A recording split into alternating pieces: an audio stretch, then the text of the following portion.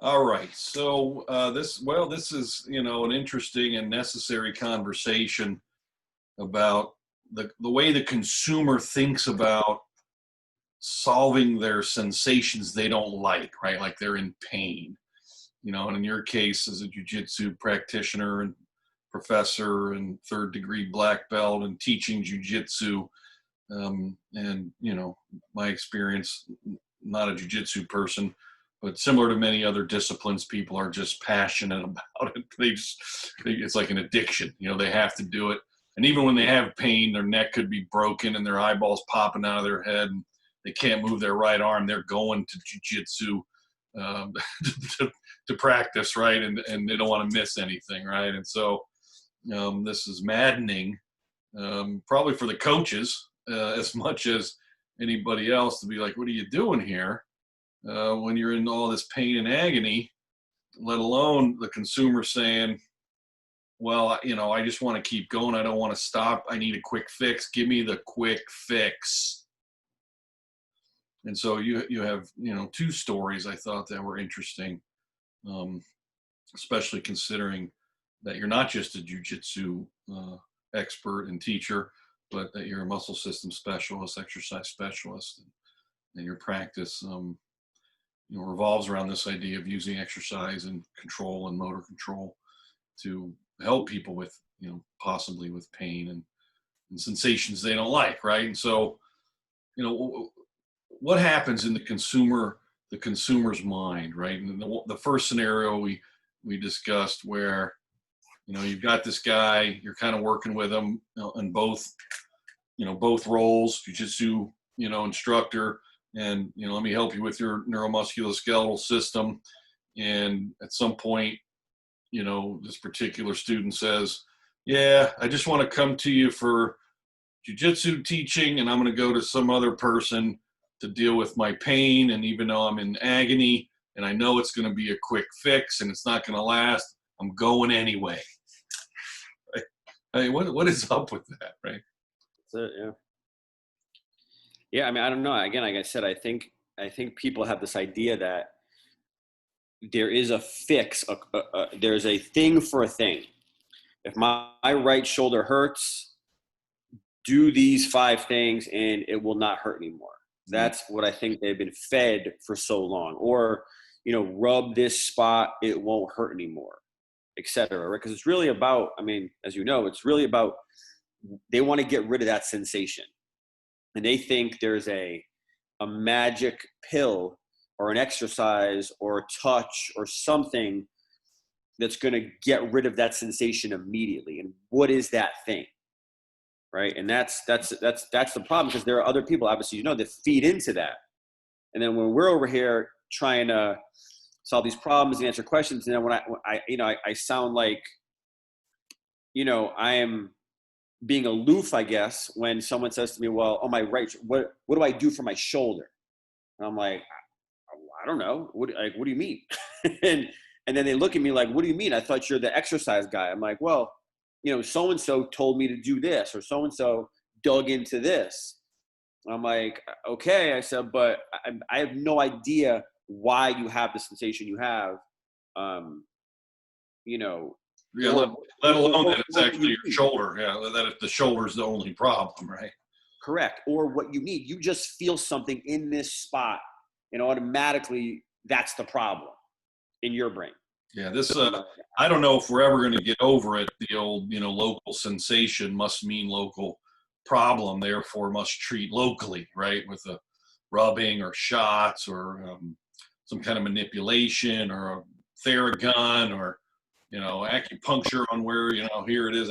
I don't know. Again, I agree that the real dilemma, especially for these kind of ill-defined and not really sure what's going on, musculoskeletal-ish, joint-ish kind of pain, not like, someone sticks a pen in your eye, why your eye hurts, and so we can find the cause of that. But when the cause isn't clear and it appears to be associated with movement and control and motor output, what the heck, right? It's much more complicated. And so we've got this excessive, almost childlike understanding of the body, and that it's a simple thing. And again, medicine has come up with incredible solutions for, my stomach hurts, Pepto-Bismol. I got indigestion. Oh, well, here's an antacid, right? And oh, it's better now. And Nexium. Okay, good. I got a headache. Here's some Motrin, or some aspirin. Headache goes away in half an hour. Okay, right. And so the consumer has gotten into this mode that there should be an almost instant solution for every single problem they experience. Right? They have buzzwords like this guy was like, oh, I have a pinched nerve. Pinched nerve. And so he has no way that, and this is where providers are just irresponsible, right? Like, when medical or chiropractic or massage therapists or whoever, says, oh, you have this sensation you don't like, I'm going to name it, or give it a causation, without any real ability to know for sure, what a pinched nerve is, what's pinching it, where is it being pinched. It's insane. And then the whole, let's just rub the crap out of it, right? Because what happened, right? You had another student who went to the chiropractor in this case, because they had shoulder pain. And what happened? Went to the chiropractor, told him he had a pinched nerve.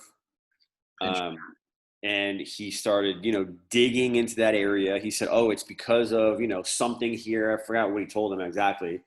But he's like, oh, okay. So, he used a Graston or his hand, and he's just digging into that spot. So the guy left, and he said he felt better. But that night, he said he was throbbing in pain, couldn't sleep. Next day, the same thing. And, they asked me, well, what, give me some exercises.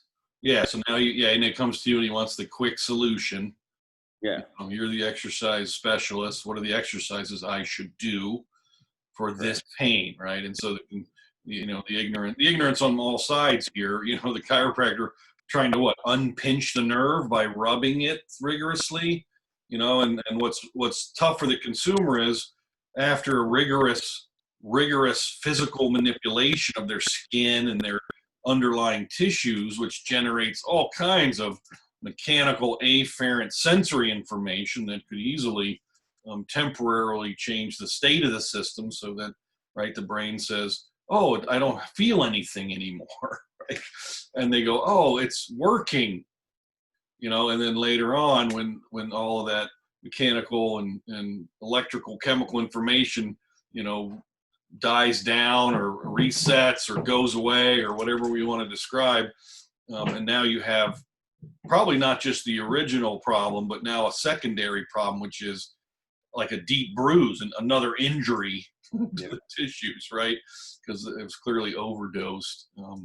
In that, I mean, that's the thing. Everyone, if someone's shoulder hurts, automatically, oh, I have a rotator cuff problem. What do I do for my rotator cuff? I go, what? How do you even know that? I don't understand. Or my knee hurts. Oh, it's my meniscus. It's this. And they think they hear, like you said, these buzzwords, these things, these scientific type medical words, and then they associate, oh, my rotator cuff hurts, I need to do this, right? My meniscus hurts, I need to do that, whatever it is. And when they're asking me for exercises, and I'm just like, I don't know. I can't say it until you come to me, we do an assessment, we talk. And then of course, right away, they're like, oh, they're like, oh, they don't want to go through the steps. They want the quick thing. What's amazing is how long the consumer is willing to live with that and hopscotching and hot potatoing around to these, retail pull off the shelf fixes, they think, and how long they'll put up with them not working, right? Before they actually will, submit to a process of discovery and exploration and figuring out, what's another way to approach this. And this is our real challenge in what we do. What I think happens is they get enough relief quick and it holds them over. Yeah. So, So that's what I think. Yep. It's like an aspirin or a cortisone shot. It works for a couple of weeks, and then it starts to go away, and pain comes back, and the doc gives another cortisone shot and goes away. Because there's not a lot of effort, right? That's kind of the expression that maybe the consumer gives when you're like, I can't give you a quick fix, or I won't. I won't satisfy your childlike short-term expedient decision making. And then they're frustrated, and they're like, well, geez, I'm going to have to work at this and interrupt my life and the flow of my life to try to solve this problem. Man, that sucks. And it's going to cost me, I just go to the chiropractor once or whatever. I have insurance. It's going to cost me $20. Done. You want how much? You know what I mean? That's their mentality. Again, they get just enough that they're not so desperate until you get someone that's so desperate. And then at that point, now you're like, who knows, right? You could be at the point of no return. Yeah, I mean, that's the real problem. I do get clients and potential clients like that all the time in my practice, where, they've done acupuncture, they've done therapy 3 times, they've been to the chiropractor, they tried the massage therapist, they did the Reiki person, they tried the, smelled peppermint oil, and they try all these things, and nothing is working to reduce the sensation or remove the sensation they don't like. And then somebody they know who knows what I do says, why don't you talk to Greg, who they've been telling them to come see me for months, probably, if not a year or two. And then they finally decide to come in and submit to the process, often reluctantly, but they submit to it, and they start getting better in many cases. But you're right, in many cases the consumer, in their ignorance, and practitioners, unfortunately, in their own ignorance, I think often didn't recognize that this problem is not just not going away, but it's progressively worsening. You get people like that? I've had I just had a guy. He was referred by another client I'm having a lot of success with, right? And this guy comes, he's had his shoulder joint replaced, he's had both his knees replaced, and he's got all kinds of other health issues, and his hip is killing him. His hip is just agonizing pain in his hip, right? And I start, I assess him, start working with him, and I got to tell him the bad news. I go, this hip is shot. This hip is smoked. I don't know what. There's not much I'm going to do. The only thing I can do is for you is, get you ready for surgery, because there's no way. How did you, out of curiosity, how did you make the assumption that to tell him that? Like what led you to think that? Well, one, initially my experience, right, with the story, and then how he responded to my assessment, and all the scenarios he's describing, how his hip hurts, and when he sits, and and then when I did my assessment, and I was like, oh my goodness, all of the range of motion asymmetries and the motor output and the pain that he was in during simple movements of his hip, and that no matter what I did, right, like I could make him temporarily feel better. Yep. He'd come back 2 days, 3 days, same pain's back, no change. So after about 3 sessions or 4 sessions of that, I'm just like, look, there's not much I can do for your hip. I might be able to help your shoulder. That's been replaced. We can try to remodel that and get the control and the muscle contractions, feeling better, all that stuff, right? But your hip, and now he had some other emotional issues that started to come out because of this. So I referred him to a psychologist, a counselor, to get some of that stuff dealt with. Because again, he just wasn't in a good space, even mentally or psychologically, to really attack this problem. Think about this. He's in his 60s, right? Late 60s, end of his career. Family life's got a lot of problems. He's had major surgeries to replace other major synovial joints, which significantly disrupted his life, right? For months on end, as he's got to deal with these, surgical replacements, and how long it takes to recover from them. And here he is faced with another major joint surgery, and how that's going to disrupt his life, right? And I'm just like, Did he go to the doctor and the doctor give him MRI or anything and say, listen, Yeah. He is had that all that. Yeah, he had all that info. If not, I would have sent him, but he already had all that info. And he was just trying one last ditch effort to not get surgery. Yeah. Type of thing. Yeah. I had a almost 80-year-old woman like that. She was like 78, 79. And every time she came in, like she couldn't, it hurt. Like anything we did hurt. Oh, that hurts. And you could find one little thing. Oh, that doesn't hurt. Coming again. Yep. Still hurt. Coming. Still hurt. I'm like, listen, I don't know. I don't know what to tell you. Nothing you can do. Yeah. There's some cases that just, for any practitioner, it's gone too far. But I think the real challenge, is fighting off trying to name it. I mean, I understand why people want to know cause. What is the cause, right? Because if you know the cause, maybe you can have a solution, right? And in many of these situations, there is no direct cause, or there's multiple converging factors that are leading to this thing, right? And I mean, I started a guy. There's no way. Started a guy 81. I can't even.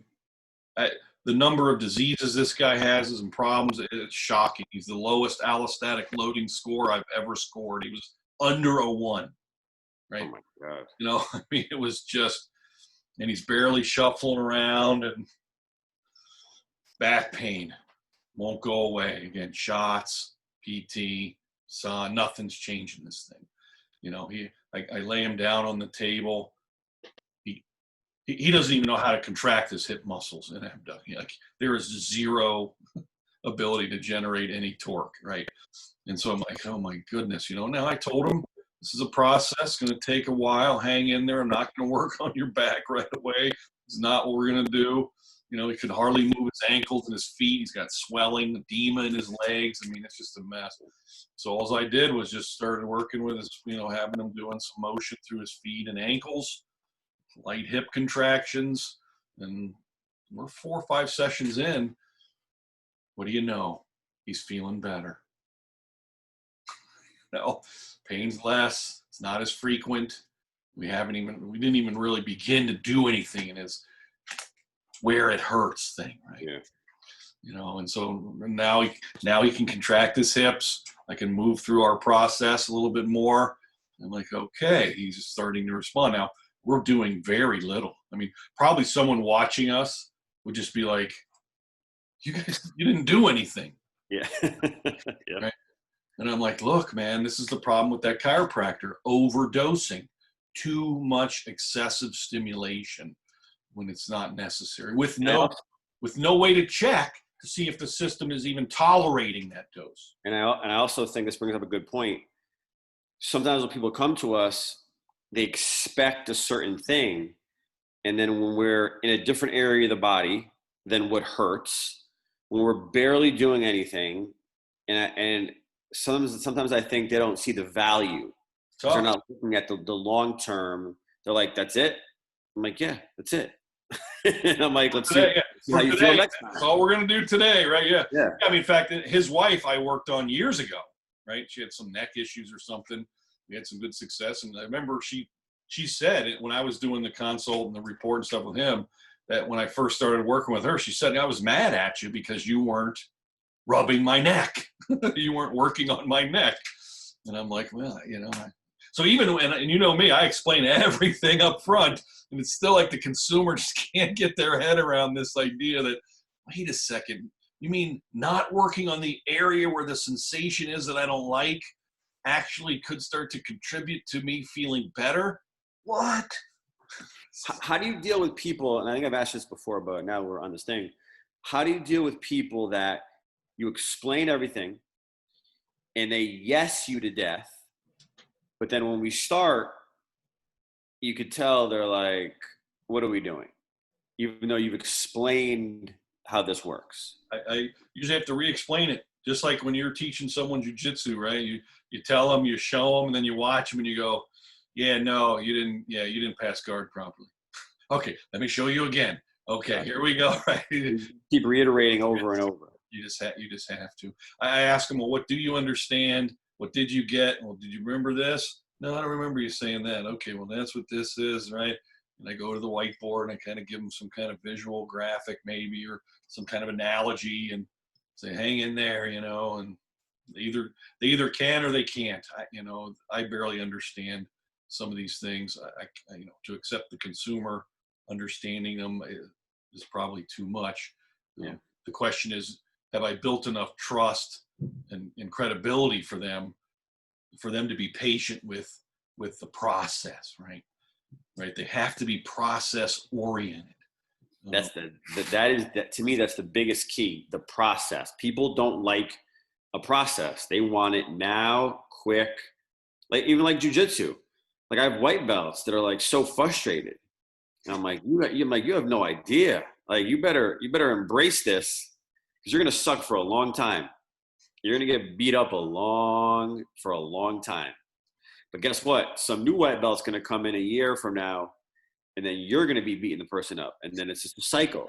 But you gotta embrace that grind. You gotta embrace that process. You know what I mean? Like there's always someone better. There's always someone worse.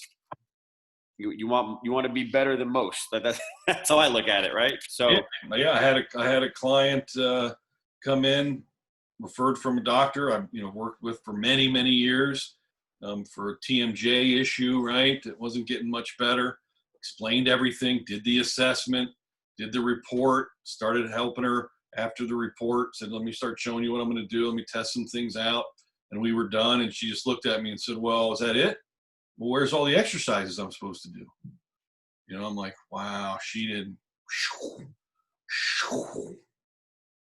hear anything I said, even though she was like talking about, yep, she's just looking at me during that. Yeah, that's great. I think she was just expecting, here's the 6 things to do now. Yep, see you later. And I said, look, I just got to make sure what I just did to you can tolerate, right? So when you come back in, you don't tell me like what happened to the chiro, right? I don't know. I was in agony for 2 days after whatever you did to me. Like, okay. So yeah, a lot of this is very technical, and it's hard for the consumer to really understand. Now, once they do, you got a client for life most of the time, or one that'll hang around and come in when they need you. But there's just a variety of different coping strategies and risk strategies that people employ when they make their decisions. Most of them are irrational. What do you do when you do the assessment? And like you said, you might do a session, report of findings, and then they want exercises, right? What are my exercises? How do I, and you give them a couple things, and then they're like, okay, I see you later. Well, again, I've laid out a plan for them. I've said, look, these are the things, because I give a lot of homework and as soon as I feel like, hey, you're tolerating this, start doing it. 5 times, once a day or whatever I give them, and they'll do it. And I'll say, go do this for a week and come back, and hopefully you did it. I guess what I mean is, what do you do when they think that set of exercises is the solution, and they're like, okay, I feel better. See you later. Like, do you? Well, talk to them, like, how do you explain that to them? Because I feel like I get that a lot. Where I'm usually saying, look, these are just the exercises right now for where you're at. We need to progress them.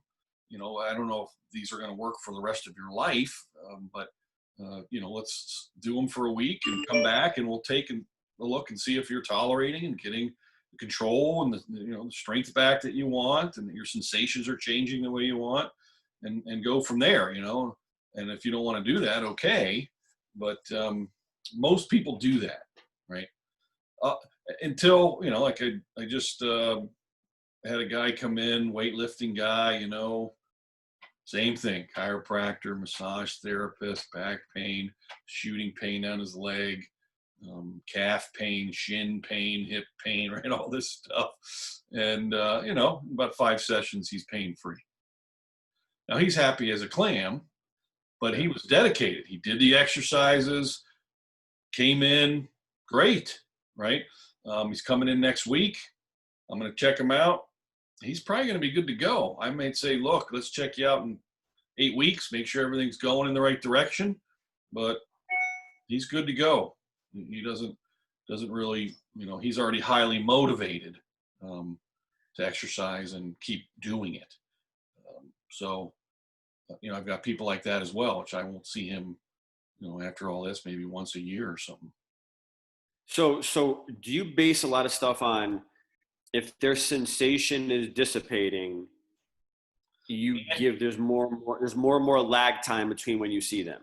And I trust that they're doing their homework and their motor output's increasing and getting better. Quality's going up. They can react and do all the things that, that I'm asking them to do and that they want to do.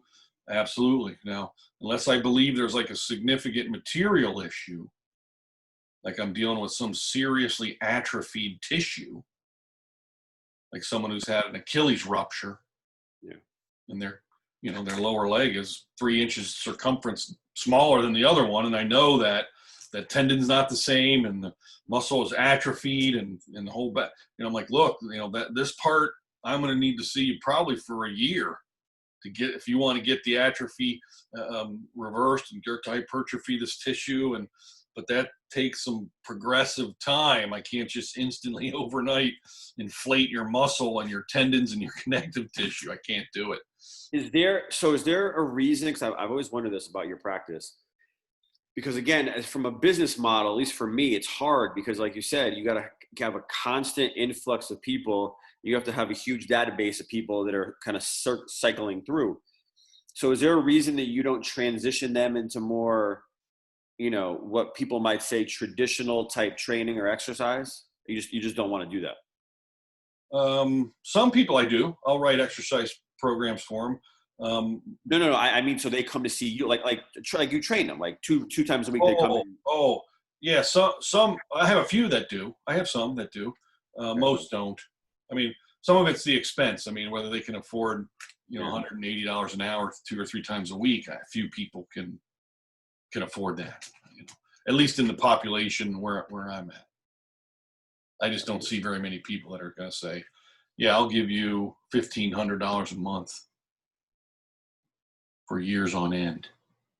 Got it. Okay. And again, they don't really perceive me that way anyway, and I don't want to be perceived that way.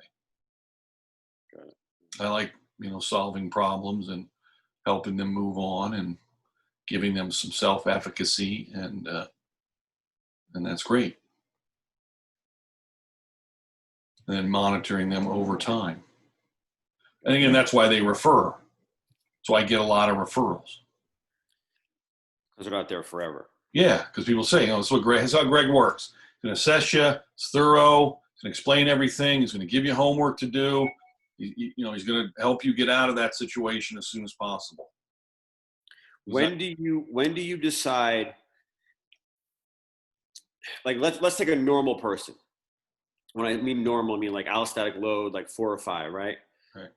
And you're seeing them, and they're not getting quote unquote better, but there's no indication that really anything else is, again, quote unquote wrong. What do you do in that instance? Well, I just keep exploring. I keep taking different samples. So then if they say to you, oh, it's taking longer than I thought. Yeah, well, I'm sorry. I agree.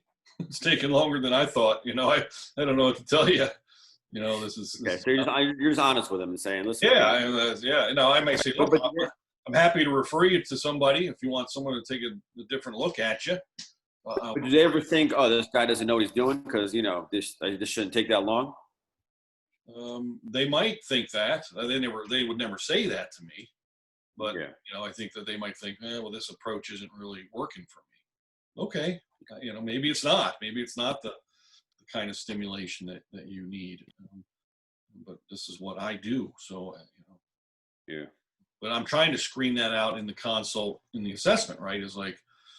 Is this the kind of situation I really think I can help with? Because if I didn't, I would tell them, I'd say, I don't think I can help you. So when you do an assessment, give me an example of something that you would say, ugh. Like the guy with the -0 allostatic load score, like if you still took him on, what would be a scenario where you're like, I don't think this would be good? Well, if the pain level, right? So if they're telling me, I look at, I give them the pain chart and I say, what's your pain level? And if they're reading the pain chart that we use and they're saying I'm a 7 or above, it's over. I'm saying, look, if you have this much pain where you can't even concentrate, you can't even focus your mind, and this is the predominant, thought in your head all the time, you should not be here. You need to see a doctor or somebody else to figure out why you have that much pain. Got it. Okay. If they said they had an acute injury, and they're swollen and black and blue, I'm going to be like, I'm not going to do that. You need to get a doctor to look at that. There's some things that need to happen before, I get involved in something like that. Right. So. Got it. All right. So that makes sense. Okay. Yeah. Okay. Can't do it. So yeah, these are tough, professional technical calls, but, if I think and they think that, man, this is something to do with my movement control and my muscle and joint system, my nervous system, I'm going to take a crack at it, especially if other practitioners have already taken a crack at it. Yeah. How much stock are you putting in to the initial SARS for a metric of whether you're going to work with them or not, or it doesn't? It's not a single variable decision. Okay. Yeah, it's usually multiple variables. Because if I were to, say, look, like this guy who had laying supine on the table literally could not contract his hips into abduction. He had no torque development from there. I was like, wow. And I've seen similar things before, but I was like, man, this is not good, but, like when I show people what I'm going to do, like with the right elbow flexor thing, right? Say, I'm going to give you an example. When I had him contract his upper arm, solid. He was a rock star, right? So I'm like, see, that's the potential you have to generate tension. Question is, why over here is that completely missing, right? So your nervous system can communicate with your muscles to generate torque. Over here, it's not happening. Much, yeah. So, and he knows that. He's like, why is that? I'm like, well, we got to figure this out. I don't even know if we'll ever know why.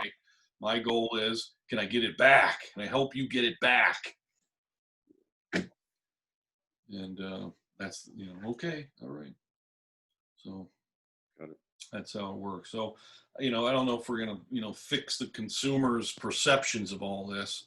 Our best shot is asking questions and probing and getting them, I think, to kind of self-reflect about this. Like, what do you really want here? If you can see someone's hot potatoing and short sheeting the whole process, and asking them, well, how much longer are you going to put up with this? How much longer are you just going to jump from temporary solution to temporary solution? How much longer? 10 years? 20 years? And ask them, see what they say. They might not even, they might even be thinking about that. Yeah. So it gets back to that. You got to ask them questions. What do you think? How do you think about this? What are you thinking about? Like that guy you sent me. Okay, that's how he's thinking about it. I'm just going to jump from pain solution to temporary pain solution. My question for him is, how long are you going to tolerate that? How long? The rest of your life?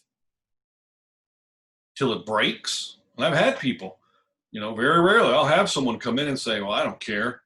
I'll just go till it breaks. Okay. You don't need me. Go till it breaks. I don't know what to tell you. The mentality is, it's so crazy. Yeah. So, like I said, especially in the jiu-jitsu community. It's. Yeah, I see it in CrossFit community. I see it in triathletes. I see it in some of these other kind of sports, right? Where they're just like, I'm going to keep running. It really is. It's an addiction. It is a straight up addiction. They can't see it until they just can't move. And even then, the no pain, no gain is so in their brain that if they're not doing that, they're weak, they're this, they're that. I mean, listen, I'm probably, I mean, was like that a little bit too, but again, the more I learn about the body, the more I'm like, ooh, today's Yeah. a light day. Yeah. Today, Can you get the individual to project their life out and the quality of their life out 20, 30 years from now? It's like, do you want to be doing jujitsu in your 40s, 50s, and 60s or not? I'm like, well, I don't know. What do you mean? And you like it? Do you want to keep doing it? Or you just want to go until you break and then it's over and you find something else to do? What do you want to do? And, when you pose and frame the questions that way and really make people go, what do I want to do? If they say, well, I'll just go until I break, then I'll do something else. Okay. Again, you don't need me, for that. But if you really want to preserve as much of your physical capabilities for as long as possible, that's where I can help you. And that's it. Don't try to convince people, I think otherwise that'll just end in frustration. And you'll find them. They're out there. But as a jiu-jitsu professor, we got to figure out a way for your students to perceive you and what you do as a professor as and your role as helping them with their musculoskeletal as like the same thing. They're not two separate things. that's what I was going to ask you. I mean, what would be your suggestion to try to get them to see me that way? Because I really think they see me as pure jujitsu and like, oh, this guy knows some stuff, but it's really the jujitsu is my thing. But in actuality, it's the exact opposite. Yeah, as you're teaching, you have to start peppering and talking to them about their anatomy, about their physiology, about how they control themselves, about muscle contraction, right? I do that a little, but you're right. Because in the warm ups, I start saying stuff, but just keep more throwing it in there every class. You're not just a jujitsu practitioner expert; you're a body jujitsu expert. Yeah, and that's what would make you unique. Yeah. How come you can't pass guard? My hip is killing me. Yep. I say that a lot. I'm like, oh, that triangle, got no hip motion. You might want to think about that. Yeah, right. And maybe start, bring a skeleton in and go, you got get over here. See how your hips built? Look at this thing. Right. That would be awesome. I should probably do that. Yeah, right. Have some anatomy posters out. See, look at all the muscles around your hip, and see this one over here, right? And then, so that they're looking at it, going, "Yeah, these muscles in my hip. That's my hip joint. Oh, that's crazy looking. How does that work, right?" And you're like, "Yeah, I can help you. Part of my thing as your instructor is to help you with this. It's part of this. It's not separate from this." And just start telling them. And then we have, in this instance, we have an orthopedic surgeon who also trains, and anybody that has an issue, immediately, boom, get an X-ray, and they go, and oh, surgery, pill, right? So there's that cycle too. So there's all these other people that are doing the quick thing, and I'm like, over here like like, hey, but I don't have a doctor by my name either. So again, there's instant credibility with some of these things. That'll take some time, but yeah, I think if you turn your teaching environment into an inclusion into, like we have at the office, right? Big muscle system poster, big skeletal poster, got skeletons around, right? Come over here, look at this. My shoulder hurts. Well, let me show you what your shoulder looks like. See this clavicle and this little joint here, right? This is how this works. And when this turns, this lifts. People are like, oh, that's how that works. Yeah, that's how that works. That's why I'm doing this exercise, right? Always doing that. Yeah, I mean, I don't have the ability per se to roll in a skeleton and some posters, but I'll have to figure something out. Oh, really? You can't put up posters or anything? Well, I mean, not really, because there's mirrors, there's stuff. I mean, you can get one of those. Go to anatomical chart.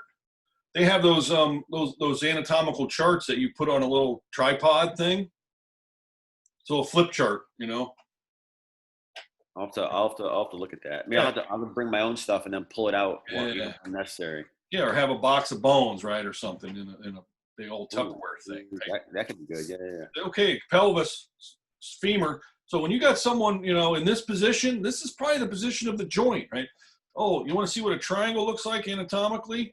See when the shoulders twisted, right? And you show it to them.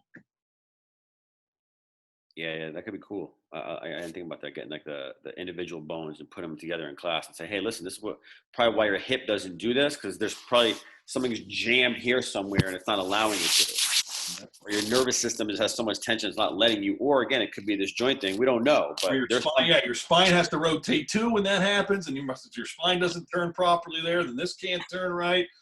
So yeah. that could be cool. Yeah. Right. They're looking at me like, what is this guy doing? Unique. It's new, right? It's Yeah. different. Yeah, you have to be different. Yeah. All right, man. Good job. All right, Mac. Later. Appreciate it. Bye.